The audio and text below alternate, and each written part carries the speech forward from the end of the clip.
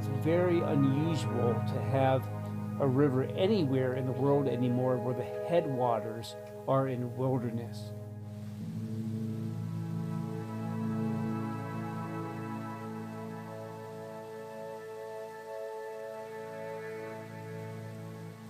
When we're talking about, this special place, what we're talking about is the upper Gila River.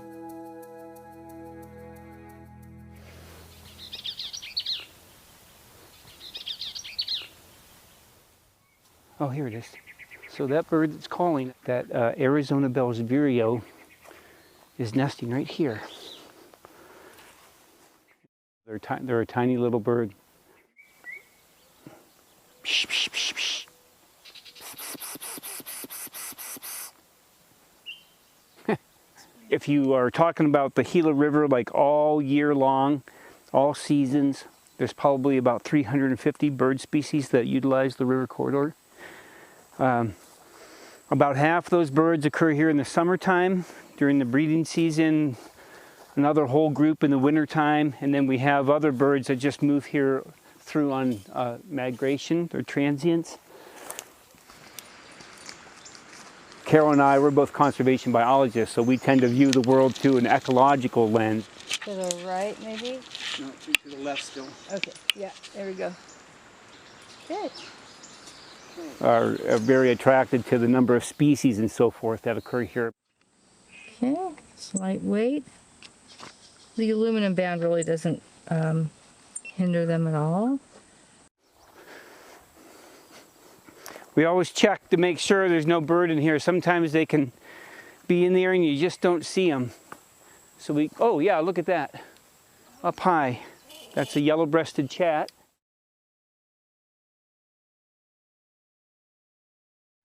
So I think he's really liking the birds on your shirt. Yeah. When you're bird banding, the birds are completely and utterly helpless. They're in your care. You have become the steward of these precious little lives for a short period of time. And we do everything we can to protect the birds and, take care of them and make sure that everything goes well with them. He says, wait a minute, that's too much. That's that same ethic that blends over then to the environment as a whole. We've got the whole earth in our hands, sort of like we have these birds in our hands.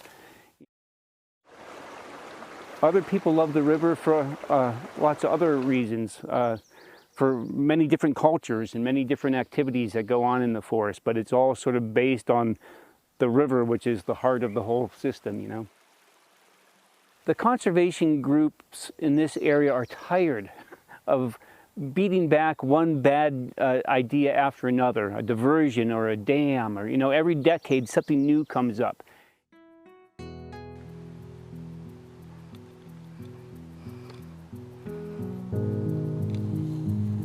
And so Wild and Scenic is a way for us to kind of say, you know what, this is such an important system and it's such an ecological jewel, let's just protect this forever and stop fighting about it every decade. Just find a way to put this river in a different category where it belongs because it is so special.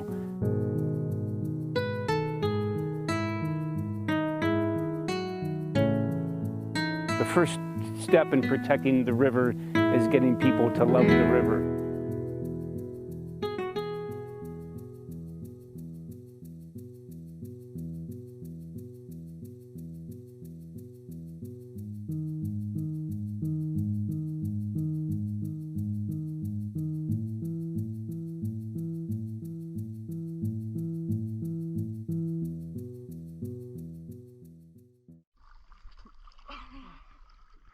All right. Ready to go, bro? Yeah. What's your name? I'm Iliana. I'm from Moore, but not really. I'm Andarko. I do wrestling. What else? I'm 17. Is this still recorded? Yes, it is. Okay. Wait. Yes.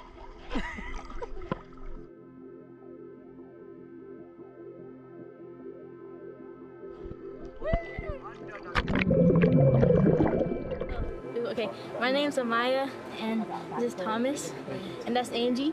Yeah, and that's Jose and Juju. We're cousins. Yeah.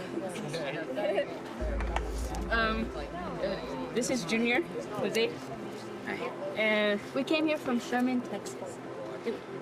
we're, did I say what we're forced to Apache? Yeah. Okay. I'm just participating in this eco camp here, and so Carol and Mike brought me on to do some skills. So I'm doing just kind of ancestral skills. We're doing making mats out of cattails and learning how to do make fire with friction fire, hand drill fire, and I'm learning more about plants and local plants and animals and ways we can use them and connect with the land more in different ways like that.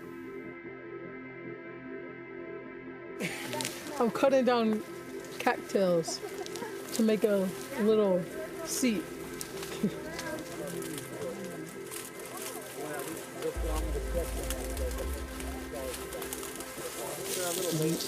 I'm getting poked up all in the eye. Jeez.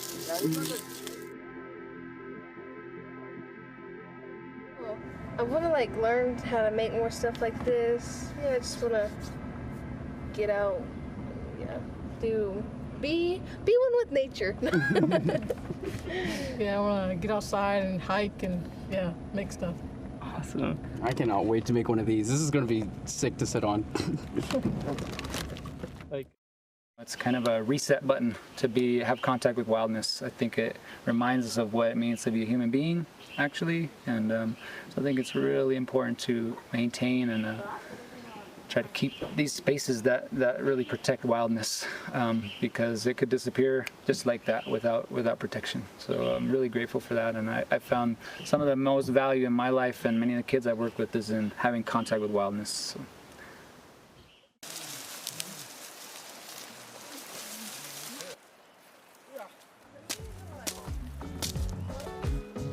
Really, all I'm really doing is taking the string, twisting it, and then I'm taking the bottom string and taking the next piece of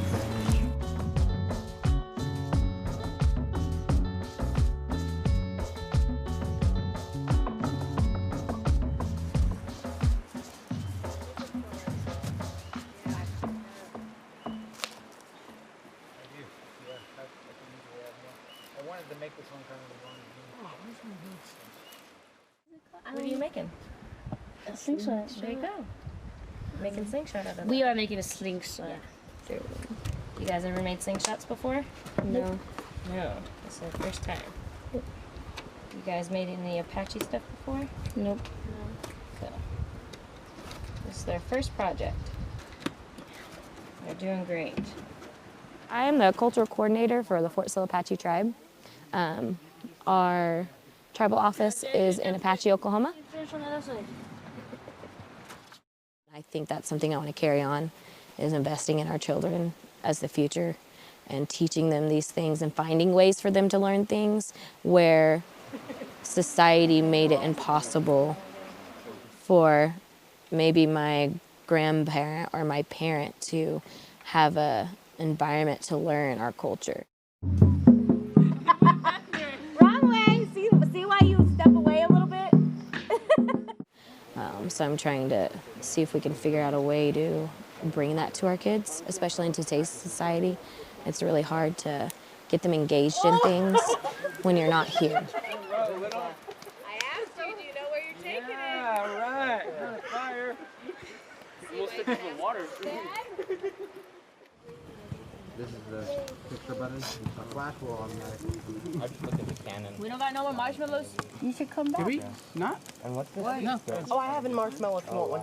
Please. Oh, wow. Thank you. Doing it right here is like the greatest opportunity I think we could have, because we're able to bring them in and see the things. Without seeing it, it's really hard to speak on it, or, so I think this is maybe a really crucial part. If you want to fighting kids, throw it in your head anytime.